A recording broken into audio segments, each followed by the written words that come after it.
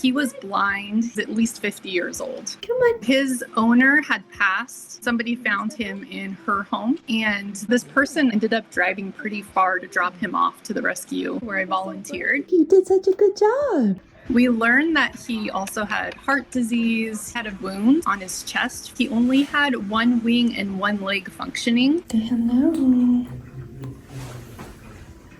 He needed a lot of intensive care. Being also a nurse, I offered to bring him home. From that day forward, I just promised he would never feel alone or uncared for or unloved again. Step down.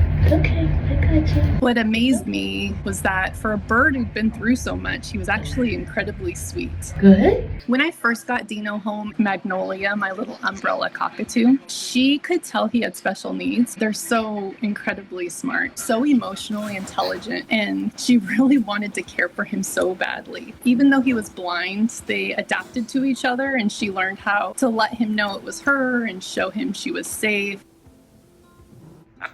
And that really made his personality come out to have another bird to interact with. He started acting more like a bird and having fun and getting more animated and talkative. What?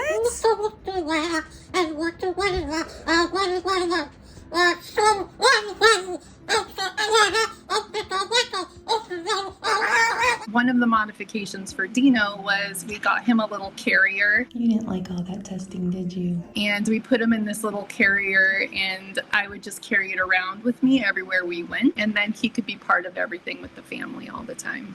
I think we underestimate how hard it is for a bird to know where to go when they can't see anything at all. There you go. Good boy. He had very poor balance. He was adorably crooked. Over here. I'm over here. Come on. He would fall so often that I ended up putting his cage right next to my side of the bed. Every time he would fall, I would need to get up and kind of comfort him and let him know that I was still right there. Over here. And so it really was just like having a newborn baby. Come on. Come on. As soon as he would hear me wake up in the morning, he would say good morning and wait for me to say good morning back to him. Good morning. Good morning. Good job, Dino. What a good boy. He picked up on the things that I would tell him, and he would start to repeat back to me. He would say, I'm a good boy. It's okay. I'm a good boy. When they have emotional distress, they'll start plucking their feathers out. And when they don't have feathers anymore to pluck, then oftentimes they'll start picking at their skin and making it into a wound.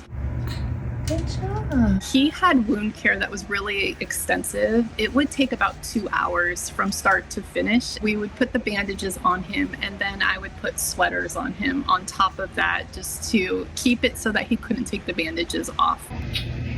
Because his body was so crooked, I couldn't buy one that would fit correctly. So I ended up spending a lot of nights making different sweaters. I actually had to make the sweaters crooked to match his crooked wings. You're all done. All done.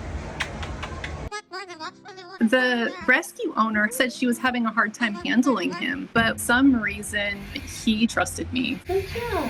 Maybe I reminded him of somebody. Maybe I sounded like somebody. I'm not sure what it was, but he just trusted me Good boy. from the very first moment that I met him. It was like he chose me. Good job. As long as I held him close, he just let me take him anywhere, do anything with him. And Magnolia would sit next to him anytime he was out and just watching over him like his protector. What are you guys doing? He had been thriving and happy, and one morning he just wasn't himself.